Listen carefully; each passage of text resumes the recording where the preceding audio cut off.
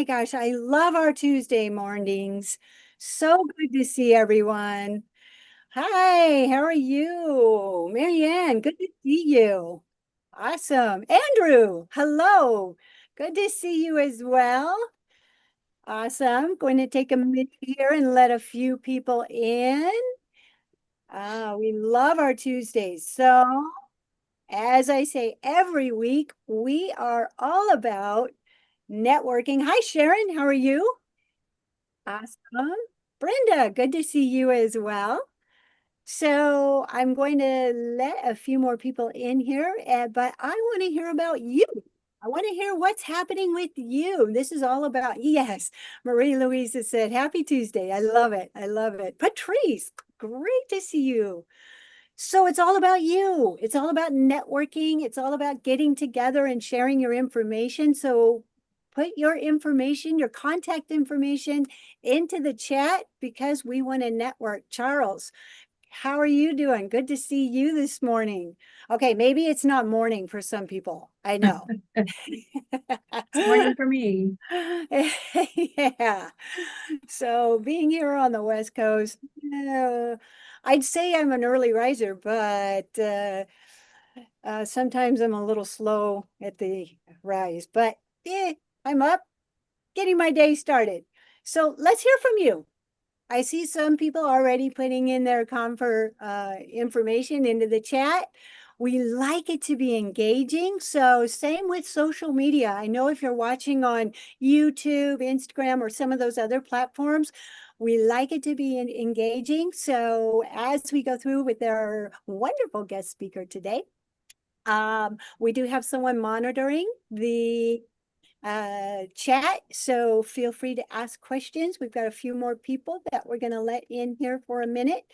Uh, Also, I do have a couple of announcements that I want to make as we move forward. So if you haven't seen it, Vertical Space Magazine is out and always full of great information, very informative and such like that. So I'm going to put the link in there as well.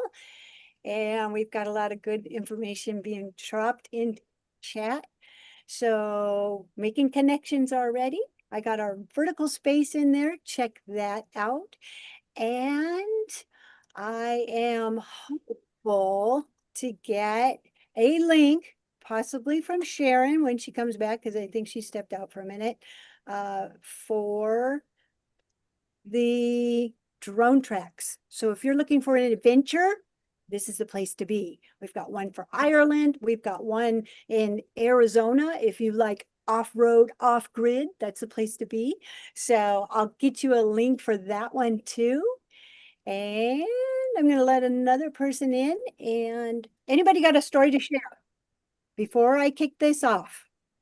Got anything? They want to do a shout out? Charles, go ahead.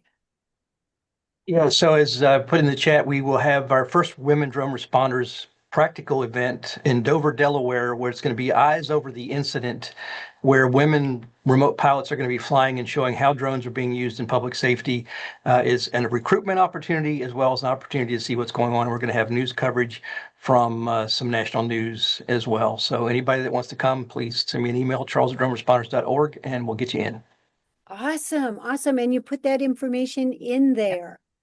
Oh, fantastic. Oh, I bet you're excited getting that going. Awesome. All right, Linda. I saw you unmiked. You have something to share, Linda? Are you talking to me? Yes. Did you Oh, know you unmuted? I'm sorry. I did not know I was unmuted. I'm so sorry. Okay. No, just happy to be here today. Oh, well, we're glad you're here too. Awesome. All right. So I'm going to let a couple more people in here, and I am going to segue over to our awesome spotlight speaker today. I'm super excited to have Amy Romano here with us, and she is with Ascent AeroSystems. I actually got to meet her in person at the expo, saw the product she's going to be sharing about. I am super excited. So let's just kick this off. Amy, I'm going to make you spotlight for everyone. And I know you have a PowerPoint presentation, a little short one that we're going to go through, but let's kick this off by sharing a little bit about you and your journey. Yeah, well, thank you for having me. It's nice to be here, everybody. My journey to the drone industry is a little different. I've always been in marketing communications. I've always been a storyteller. I spent the first half of my career in consumer products, fashion eyewear, backstage at the Grammys, doing product placements in movies and TV shows. It was super fast paced and very contemporary and very tied with the celebrity sphere. Moved to Arizona probably 23 years ago or so, and continued my consumer products career in scrapbooking, of all things, opposite end of the spectrum from fashion eyewear. And when that position ended, I started talking to a company called ATK, which is Alliant Tech Systems. They're now part of Northrop Grumman. Anybody who serves the aerospace and defense industry probably knows that. And I went in for an interview and I was surprised they even talked to me. And their last question to me was, how are you going to go from scrapbooks to guns? And I guess I gave an answer that they liked. And for the last 18 years, that is what I've been doing. And I went over to aviation, aerospace, and defense, and I've been there ever since. Went through weapon systems, avionics, spent probably 9 years in the helicopter business, and known the folks. Actually came to Ascent through Robinson Helicopter. Didn't work for them, but I've known that company forever. And right as they were making the acquisition of Ascent last year, we were at Heli Expo, which is now Verticon, and having a little conversation in the booth. And about 2 months later, I got a phone call and I thought, this is spectacular. It's the other side of vertical takeoff and landing. It's absolutely where it's going to be. It's a way to make VTOL more profitable for people, more engaging for people, more accessible to people. And it just sort of became a passion of mine. And Ascent has such a unique product with such a strong value proposition. As a storyteller, I could not take that opportunity to just tell their story to the industry and bring this technology and this capability to people as drone operations become more a part of everyday operations. So it was pretty exciting. It is exciting. And isn't it funny how you just never know where life's journey will take you? Never. And it's funny, MD Helicopters, I didn't know who they were either when I came in. Found out they were started by Howard Hughes, and they're an iconic brand in the industry. Because it's so opposite of what I had done before. But then you get in and you realize you've got all of this foundational craftsmanship and the handmade, and they're still not made on automated assembly lines. And the same thing with our drones. It's all about precision and craftsmanship and durability, and that sort of artistry tied with something so advanced from a technology perspective. That intersection is just awesome. And you just never would have thought when I started schlepping eyewear backstage at the Grammys with Steven Tyler that I would end up in the dronosphere. So, but it's been great. So that sounds like a story in itself, but right. My boss got most of the action, but every once in a while, you get a treat. That's fun. Well, I know you have a PowerPoint to share and tell us a little bit about the company and such like that. So if you want to jump over there and we can fire that up. So sure, I'll do that. I guess I have a question too for everybody. How familiar are people with Ascent on the call, the folks here? We kind of went through the meet. Can everybody see that? We can see it. Yes. Great question. So go ahead. We can open up the mic and say yes. You can say met you at Expo. Raise the hand or just indicate with a thumbs up in the chat or something, because I found it interesting. The company's been around. I'll go through our history while we figure out who knows what, but company's actually been around since 2014. It was founded by twin brothers, John and Nate Maringer, who happened to be working out here in the aerospace industry in Arizona, and Peter Fuchs, who is based on the East Coast. And they met sort of in a drone chat group, in a DIY drone chat group. They were both working on coaxial designs. For different reasons. John and Nate lived out here. They were hikers, rock climbers, and would often sort of get to a point in the climb and look back and realize, oh, it would have been easier to get there if we'd gone that way. Is there a way we could throw something up, get visibility into where we go to be more efficient with the climb? But it has to be lightweight. It has to be able to throw it in the backpack. We don't, you slip or if you fall or if you drop it. So they got together and founded Ascent AeroSystems. The first went around fully independent, no really outside funding, super bootstrapped, started with not a GoFundMe, Kickstarter campaign. And then that product from the Kickstarter campaign became the Spirit, which is our flagship product. And they've been kicking for 11 years. Last April, they were bought by Robinson Helicopter Company. Curious how familiar people are with them, but they've been around for over 50 years. They've deployed more commercial rotary wing aircraft than any other OEM. And they've been manufacturing FAA certified aircraft and continuation of flight, ensuring continuation of flight and safety for over 50 years at their facility in Torrance, California. So we were purchased by them. We still maintain a headquarters in Wilmington, Massachusetts, where all of our research and design and all of our corporate functions are based, even though I'm in Arizona, technically based there.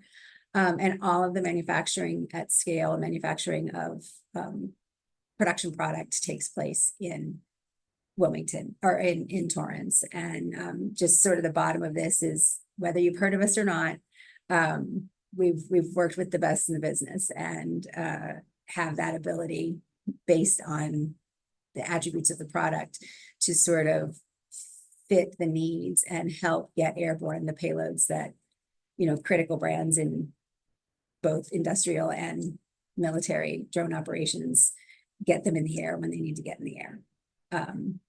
Anybody have any questions about Ascent or did you think something different or? I'm trying to Feel see. free to put comments, questions into our chat. When you're on social media online, feel free to put them there as well. We're monitoring all questions. All right, great. Well, I'll keep going or holler. It's hard for me to see with my screen here. So right now, Ascent manufactures 3 primary products: the Spirit, which is our flagship product, really known as a workhorse, highly configurable, ready to be rapidly integrated to a variety of payloads. It has a max gross takeoff of about 13 to 15 pounds.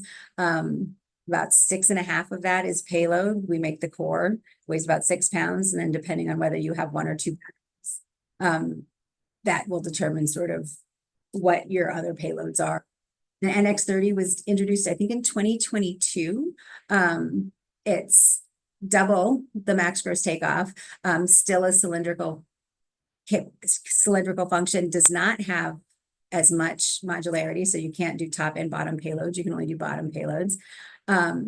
Primarily for material transport, package delivery, food delivery, things like that, for heavier payloads. And then just earlier this year, we introduced HALIUS, which, unlike the other 2, is not modular. It's fully integrated. And it is designed for low light ISR, sort of quick out of the pocket deployment for public safety. This first version operates on LTE, so anywhere you have a cellular connection, throw it up. It's remote view visible, so it can be monitored by TAC offices and things like that to help with officers on scene. And what they all have in common is this coaxial technology, which is, I can't tell you how many people came up to me at AUVSI and stood in the aisle and looked at the booth and said, why does that look like that? It does not. So we make Charles, we make the aircraft itself. So we sell the aircraft. The payloads are added on based on customer needs. I don't know if we ever added a parachute, but it does not come from us with one. If a customer has a need, then there would be the opportunity to do integration. That's a loaded question, Mary Ann. Can we answer that one later? I think, short answer is, I think we have yet to see what they're really going to do. I would say that it was a good attempt, but there's still a lot of wait and see, no dollars assigned, no commitments made for acquisition. I think we have to wait and see how it all plays out, but it is a much better step in the right direction than I think what we've seen previously, as it relates to determining NDAA compliance and blue UAS lists and green UAS lists and the prior approaches to drone acquisition. We can talk more about it later, but that's the high level. I agree, Charles, it would be great. And that's really what the HALIUS is for is, and there's a video at the end if we get to it, for every officer to have one, every soldier to have one. So if you roll up on a situation and you don't yet have other support, you can take it out, pop it up, you can monitor it, you can tell your TAC office to monitor it, and you can get full visibility of what's going on to ensure not only your safety and the safety of the folks on scene, but people in adjacent areas as well. So it's exactly what it was designed for. Can I get this to switch? So from a customer's perspective and an operator's perspective, we really do have operators in all facets: government, military operations, domestic and foreign, industry operations, so agriculture or inspection, power line inspection, and then of course public safety. So on the police side and the fire side. Again, because we make the platform, a lot of the deliverable capabilities come from those partners we saw on the first slide. They have the payload that provides the ISR capability. They have the payload that provides the fire detection capability or the mapping capability. So it's really, and the customers in these industries can range from payload integrators, they buy the product and do the integration, to actual operators, the police departments or fire departments or mining companies that actually use it. So depending on who does the acquisition, we have a number of payloads that are already integrated into the Spirit that you can buy from us if you need it for ISR or multispectral cameras or LiDAR and things like that. If you want to do something new and different, we can work with you with our engineering team, or the payload provider could purchase it and do that integration as well. So that's and it's interesting when we talk to people about that, because a lot of folks will say, why doesn't that look normal? Or why do you do it this way? And really it's about the technology. Minimum payloads. That's a good question. I don't know that I would call it a minimum payload. I think if you look at your average ISR, so like with a Next Vision camera or a Dragon Eye, again, I'm not in the BD department, so I'm going to have to double check this, but I think we're probably in the Spirit and NX30 are in the 15 to 20 range. They both have flight time up to an hour, depending on battery and payload configuration. The heavier the aircraft, the lower, so 30 minutes to an hour. And then the HALIUS was just introduced at $4,500. Probably going to be less than that as we get to volume. But that's currently the average pricing. And obviously everything depends on, you get a super expensive high-tech camera, you're going to get more cost in that. The value proposition to that, though, and that's kind of what we're going to talk about now, is because of the platform configuration, you have the flexibility to use a single aircraft for multiple missions. There's a click wing attachment that allows for near immediate payload swapping. So you could go out in the morning as an ISR mission, and you could come back in the afternoon and run a mapping mission if you needed to, depending on what's going on. Low light cameras on the morning and thermal sensors in the evening, kind of thing. The coaxial technology, just real quick one, been around for a long time, not new. You don't see it a lot, but it isn't new. Back to the late 1400s with Leonardo da Vinci, the early 1900s, Hiller and Sikorsky flew the first successful coaxial helicopters. But it's complicated, right? It's elegantly complicated design. And what our technology does is with the two counter-rotating center-mounted blades, they're on a single cylindrical axis. Single cylindrical axis. What you get is a real small footprint, much more portability. The larger rotor area, because you have these two large rotors in the middle, give you more thrust, which gives you higher payload capacity. Larger rotors spinning slower gives you a lower acoustic signature. So for ISR ops and things like that, you don't get noticed in the sky coming towards somebody. And this cylindrical form factor is just, it's rugged, it's durable, it gives you less drag in forward flight, and better stability and maneuverability in sort of austere conditions. So we've flown the Spirit in winds up to, I think, 55 miles an hour. And on standard high rains, snow would bring down other aircraft, aren't really a problem for this one for a lot of reasons. And because of all of those reasons, and the one here with retreating blade stall, you get a lot more efficiency. So you get better battery power flying forward because you're actually optimizing your flight characteristics instead of taking in drag, because you're flying forward like this, not like this, and pulling everything up. So you really do get that. And you can get more in the same footprint. If you think about the footprint of the new DJI Matrice, I think it's got like a 30 by 29 or 38 by 29 footprint just sitting there. The Spirit has a 4-inch core, blades down, and the NX30 has about a 7-inch core. So you could stand 10 Spirits in the same place that you could stand one of a larger aircraft that has the same weight capability, same carry capability. So for logistics, that's a huge benefit for fire departments. A lot of that stuff is already cylindrical, so you don't have to look for new storage capabilities. So it really is, if you think about it, very logical, even though you don't see it a lot. That also delivers incredible mission versatility. We've been talking a lot over the last, I would say, decade or so about modular open systems architecture, particularly with military or government acquisitions. And this, from the very beginning, before MOSA was a buzzword, was designed to be an integrator system. Whatever you needed to do, top payloads, bottom payloads, both of them, fly it out with a camera on the bottom to the outer skirts of a forward operating base, land it, and then you have perch and stare capability for perimeter watch. You do the same thing as a security drone for like shipping yards or things like that. Anything where you need sort of consistent sight in a dispersed location with the ability to monitor what's going on. And if you see something, then you can take off and go catch it.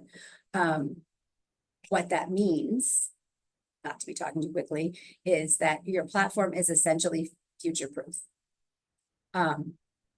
So you can buy one platform, one aircraft, and as the capabilities for software or sensor technology gets better, or things get smaller, you don't have to worry about, or the operator doesn't have to worry about buying a new platform because there's a new sensor. They don't have to worry about training their people on a new platform because they have to buy something different.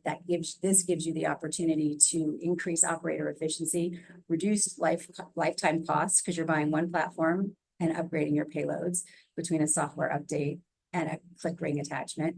I did it twice, but it really was designed, the Spirit from the very beginning, to be an airframe that can evolve with the needs of any particular mission or any particular operation. And if you think about it, our aircraft in the military do the same thing. Black Hawk's been around for 1 million years because every time something new comes out, they upgrade the airframe because the airframe has that quality. This is built with aircraft grade parts, aircraft grade materials. All of the founders saw the vision of where drone operations were going, and I think everybody would probably agree, drop it in the chat if you don't, that ultimately when we get to a fully shared airspace between aircraft and drones, we're going to be facing the same sort of regulations that helicopters and airplanes face, from a production and continuing airworthiness validation. And our founders saw that from the very beginning. So this aircraft, all three of them, are built to meet that standard. Jumping ahead a little bit, this really ties into why the Robinson helicopter acquisition is such a good thing for us. 50 years of FAA aircraft manufacturing. They have proven processes. The same QMS they're using, we're using. So it's not quite required yet.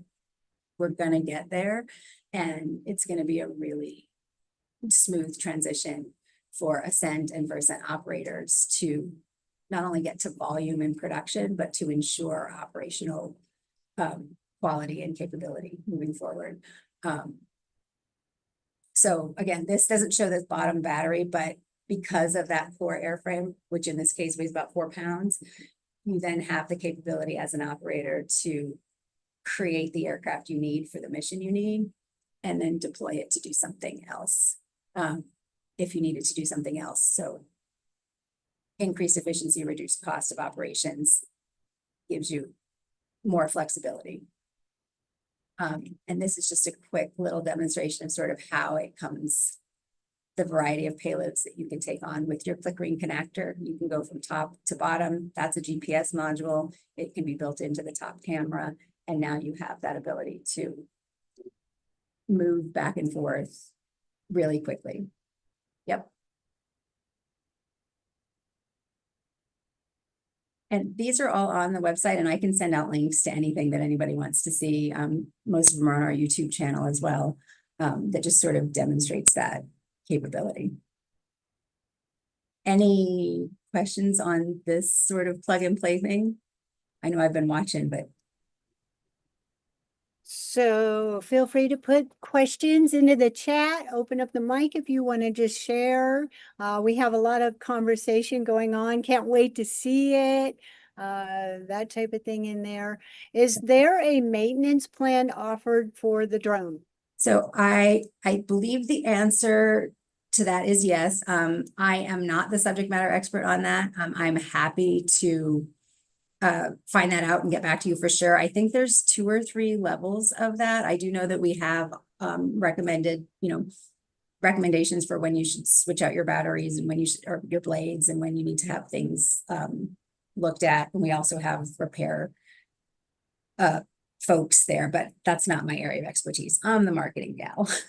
And no, we do not have a simulator. But somebody asked me the other day, why would I fly this instead of a traditional quadcopter? How does it fly? And it flies exactly the same. You take your ground controller, you take your operating system, all the same stuff shows up on the screen, and you operate it the exact same way with a little bit better handling characteristics, particularly if you're in some inclement weather. But there is not currently a simulator. So what about the obstacle avoidance? When you're talking about that shape and how you can just launch it in such a small, tight, confined area, that's such a powerful feature about it. Yeah. The HALIUS, so I know more about the HALIUS than I know about the others. Again, we launched it while I was here, and these are sort of legacy products. The HALIUS does have obstacle avoidance built in to it.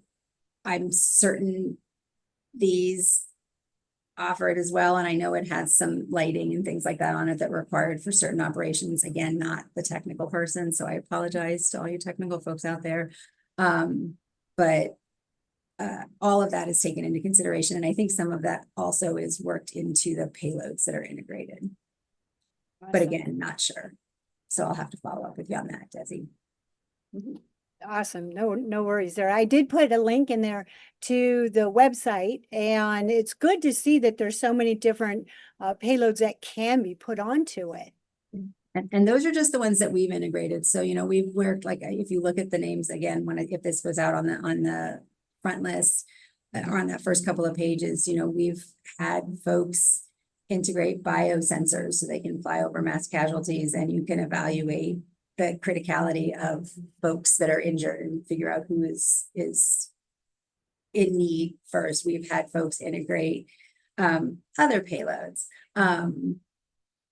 And I think that, on the military side, that they buy the airframe and they go do it themselves. And So really it can be what you want it to be, even beyond the ones that we have. And there are a few that we've added that I just haven't gotten up on the website yet. So there's actually some more coming too. Ultimately, what that means is all of this cylindrical form factor, top and bottom capability, the less drag you get, the greater lift you get, the quiet operation. It really is a proven technology. It's been proven since for decades that really makes it hard to beat operationally. Once you can get over the why doesn't that look like what I think a drone looks like, it really is more efficient, long-term more economical, and gives more growth capabilities. And my favorite answer to the why would I do that is, everybody was fine with horses and buggies until we had cars, and we were fine with cars until we had trains. We were fine with trains until we had planes. Nobody, in the 80s walked around with a computer in their pocket. And now everybody has one. It's because it makes it more efficient. It's because it keeps you more connected. It delivers greater capability, gets you where you need to go faster. And that's exactly what these do. You can fly faster, farther, and longer, and you can carry more than a comparably sized airframe. They're also all IP56 rated. So you've got, with fewer exposed parts, you've got that greater durability in inclement weather. Due to the form factor, when they hit the ground and sort of fall over, you have less damage from, let's call them hard landings. Fewer parts equals less maintenance. And really it's, if you think logically and not with sort of visual expectation, there really is a lot of capability in here that people don't think. I did see some questions pop up, but then they went through. Right. So we do have a little bit of conversation going on. Patrice had asked about, is this a product potential replacement for the safety of the DJI for public safety? And Charles actually had mentioned in there, I think he had answered it, but maybe you can give your thoughts and ideas. Is this a potential opportunity to maybe not go with the DJI type of product? Yeah, I think any of the three of them, really, depending on what they are. Now, if you look, if you look at the price, I mentioned the Matrice earlier. If you look at the price of the Matrice and its payload capability, it's probably right there in between sort of the Spirit and the NX30. It says it can carry 7 payloads at a single time for an enterprise operation, but that's still weight related. So maybe it can't, but absolutely all of our products are NDA compliant. Every single one of them made here with verifiable security and supply chain that meets all of the NDA standards. Spirit was on the blue list initially. And we won't get into DIU's evaluation of product, but still blue, still meets all the requirements. And I think that the question, Patrice, about the price point really is, if you're looking for the quick deploy, that's really the reason why we brought the HALIUS to market. And then for larger, longer term operations, if you look at your total cost of operation, so when folks buy helicopters, when police departments buy helicopters, public safety agencies, you don't just look at your acquisition price, you look at your total cost of operations over the lifetime. And I think if you're looking at this as sort of an investment in the ability to stay with a single platform, evolve as technology evolves, your overall cost of operation is going to be much lower over time because you don't have to replace your airframe. You just upgrade your software and get a new payload capability. And Charles, I know I'm going to have to connect somebody with you on the parachute. Yeah, that's a question that I haven't been asked. I know I've heard some conversation about it. I'm not in the office in Wilmington a lot, so I don't necessarily know, but I'm going to talk to folks and we can connect after this. I think some of the recent changes we're seeing for the BVLOS operations, especially with Part 108 coming, that we're seeing over a certain weight, the FAA is starting to, like they are in Europe and Canada, starting to require parachutes on anything for beyond visual line of sight operations. So something to keep in mind as you're looking forward. Yeah, that's a good point. I think I don't recall off the top of my head what those weights are. But I do think a lot's going to change over the next, what they say, 240 days or something like that. There's a couple of different mile markers for some of these decisions. I think there's going to be a lot of evolution in this space with everything that's going on in the world right now. And I have heard some public safety talk about how easy it is to fly the drones.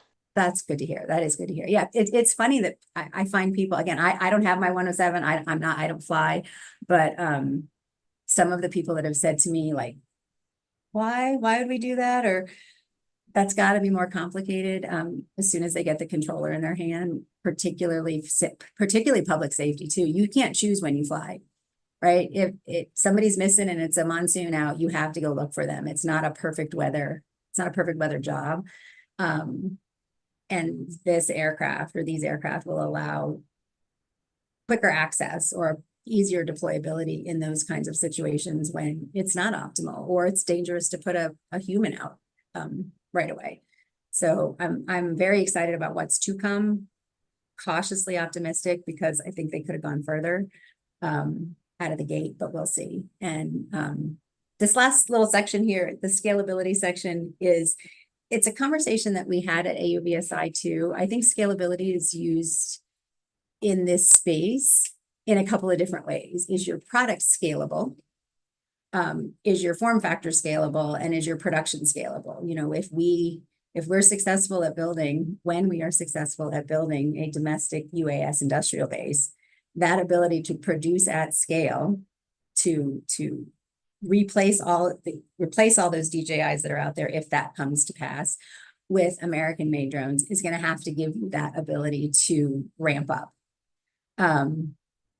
And that, again, going back to our Robinson relationship, that's one of the reasons why this was such a perfect marriage and why the team worked so well together, because the process exists, the belief system exists, the capability and how to work with the FAA and the regulatory environments, how to put the processes together, implement trainings and follow-ups, that exists with them. They have a 600,000+ square foot manufacturing facility in Torrance, California. We're right there. Spirits and NX30s are already being produced there. The HALIUS is actually going into full production this fall. So everything that's happening with the HALIUS now is happening in Wilmington.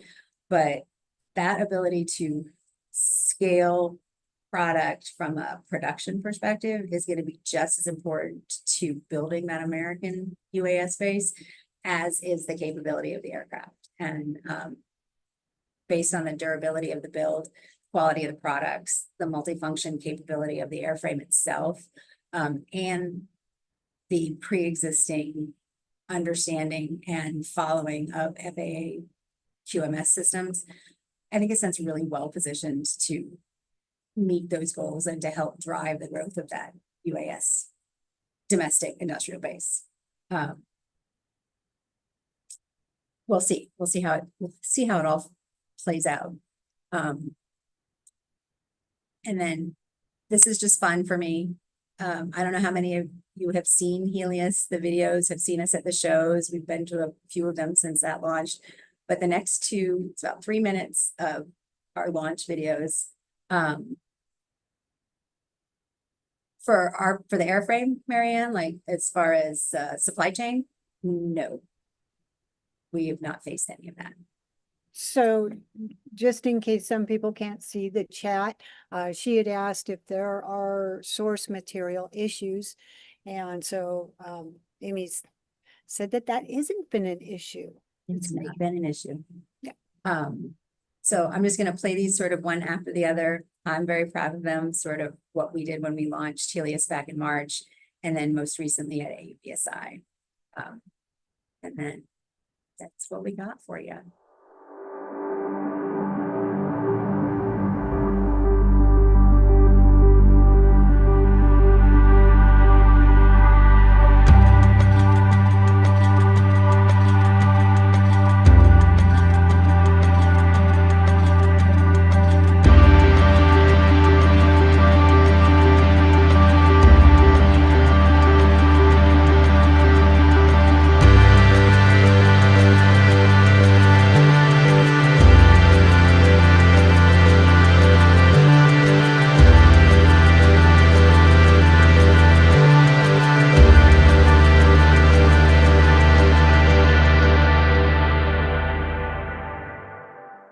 And so before I go to the next one, just sort of those specs, this is an in development product. We are getting much more than 30 minutes out of the aircraft, and it has exceeded all of the initial specifications.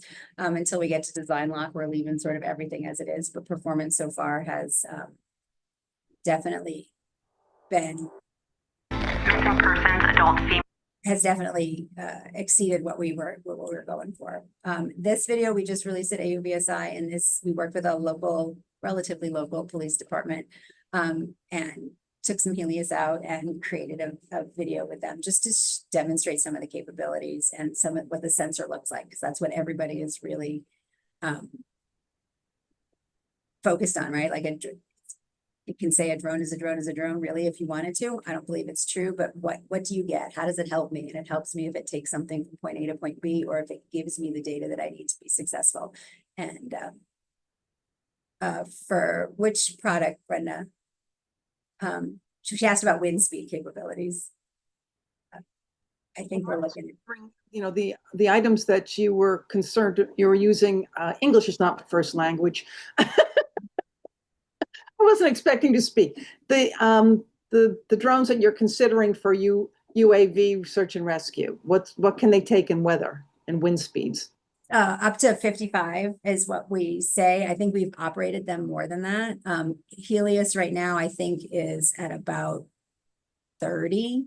But I'm not entirely positive of that because we're still in the testing phase. So I can double check that. But Spirit and NX30 have been known to hold position in a hover in an ISR situation in, 50+ mph winds and, horizontal rain. Okay, yeah, because I fly for a search and rescue, and we're big onto hurricanes. Yeah, out here in Arizona with the monsoons too, like you never know it, and flash floods because the ground is so hard out here. You just don't know when it's going to come up, and you've got much greater maneuverability and stability in those austere conditions. If you haven't seen one fly, are you in Florida by chance in hurricane season or Texas? Unmute. I'm in Pennsylvania. I'm in Pennsylvania for hurricanes too. Yeah, we actually have some folks there. If you haven't seen one, I'd be happy to. You can't make it rain. Make sure you're getting a demo in the bad weather. But it's a game. It is. I saw somebody write it's a game changer. It absolutely is a game changer for operations in military would say austere conditions, and I would say just inclement weather for anything else. I'm near Philly. Is there a chance you got people nearby? Yep. The one that I have closest actually is just leaving for vacation. But if we connect when he's back, I'm happy to connect the two of you. Because I'm sure my captain would like to see a demonstration. Absolutely. So I did put your contact information into our chat. So Brenda, if you're able to save the chat, it'll be in there as well. And I've put links in for everything as well. So that way it's very helpful for others. Let me know, Brenda, if you're able to save the chat. Yeah. And if you find me on LinkedIn too, I think I put my email address in here. I think Desi, you did too, put my direct email address. But when he's back from holiday, I think he's gone for about 10 days, but let's connect and then I'll drop something in his inbox so it's waiting for him, and then we can get you connected when he gets back. But for sure, it's you got to see it, and you got to see it and see what it does in person. And again, get past that visual bias, right? Like just because it's different doesn't mean it's not as good. And that's not to say that, drone technology is great. What quadcopters have done and the things that they can do, everything has a place, just like helicopters and drones can do work together. But when you're looking for multi-mission capability, what I think Heg said, affordable, accessible, and attributable. You have the ability to grow with your capabilities. And you need to fly when others can't, because it could be the difference between, life and death. It absolutely makes a difference. Just quick little, I think this one's about 1.5 minutes. And then you'll be done with my PowerPoints. Missing persons, adult female, 10-year-old boy, last seen north of Canyon Road.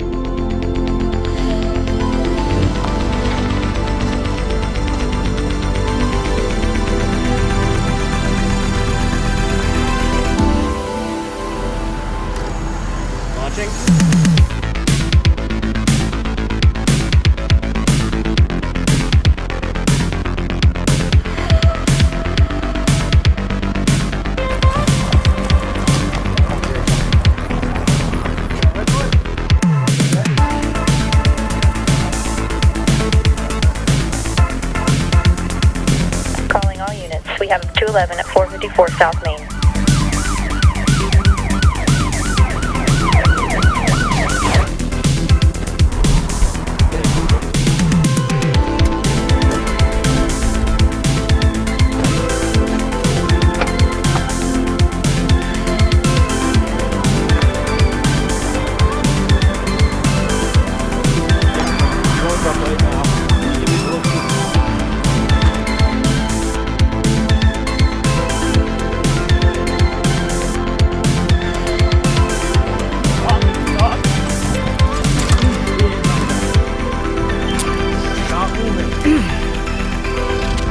Suspect is in custody.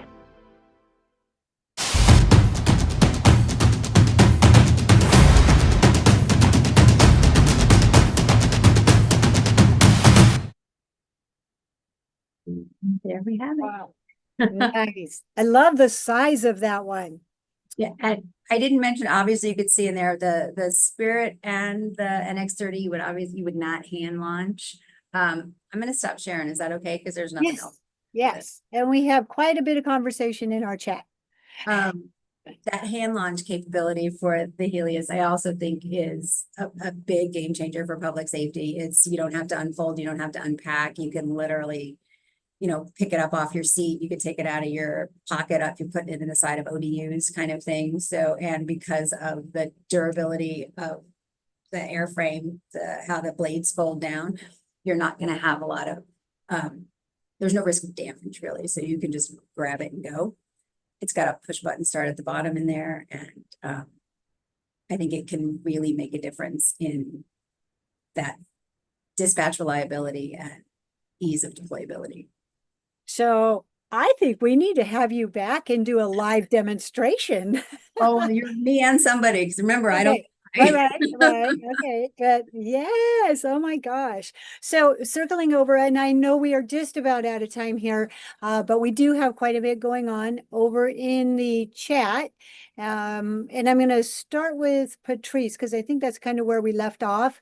And she was saying that this appears to be a viable option for DOT UAS programs, subcontracting with engineers to replace the DJI. We pretty much, I think, kind of covered that type, but yes, this would definitely be a option. And then Charles also had mentioned a little bit more about the requirements for the VBLOS, requiring the parachute for drones over 0.88 pounds. And so a lot of great information going on in here. And then I did want to touch on the one that Andrew had mentioned. And so we'd love to get some thoughts on this one in regards to search and rescue. He just completed 2 of the female courses. Awesome. Fantastic. And he's at Sinclair Community College, and he was just curious about how he can get more involved with the supporting disaster responses and such like that. So either Amy, if you can answer, Charles, I see you are ready. I know Charles has a lot going on. You can reach out to me, charles@droneresponders.org, and I can link you up with some opportunities. And Charles, to answer your question, in that video, yes, that was over LTE. So this version of the sub 250 version of HALIUS, and I say that because there are more planned, there are more mission sets that's being planned for, is LTE. So that is over LTE. And the question about— And are you having discussions with FirstNet as well? They are talking to people, but I don't know who. Okay. Because FirstNet gives priority and preemption to public safety, which kind of leverages the network. I was on a call the other day where they were talking about, there's a meeting happening this week with an organization that does that. I did not hear the name, so maybe that is who they're talking to, but I don't know. And then Desi, you see that Patrice did a search for AI, and it says Ascent AeroSystems offers parachute systems for Spirit and NX30. See, so. AI trying to take my job again. And then the question about landing gear, HALIUS is hand launch and deployable, so no, it does not, but both the Spirit and the NX do. They can be launched and they can fly with their landing gear on. They're positioned such that they're out of the view of the camera, so it doesn't inhibit visibility or data capture or anything else that goes back to whoever's watching in a remote location or that it ever is captured and downloaded after the fact. But those set up and deploy and then land on their landing gear. Awesome. Thank you, Patrice. I appreciate that. Yes, it has. It has been a fantastic presentation. I know I have been counting down the days since I met you at Exponential. And so super excited for everything that's happening and the launch of the program and such like that. So yes, very excited. Thank you for joining us here today. So we are really out of time, but I would like to see, oh, wait a second. Question. We still have more, but wait, there's more. No, my daughter went to ASU, but I actually moved here as a bona fide grown up and did all of my college education on the East Coast. So Gotcha. So, any last words that you would like to share with the audience and people that are watching at the moment? I mean, I'm really appreciative for the time and for the interaction and for all the great questions.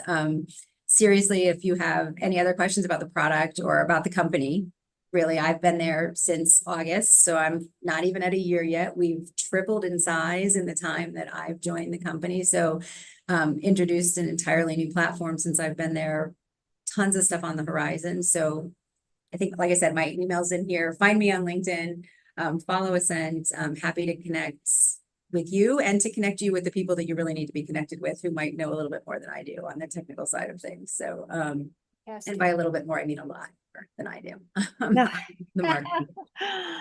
Awesome.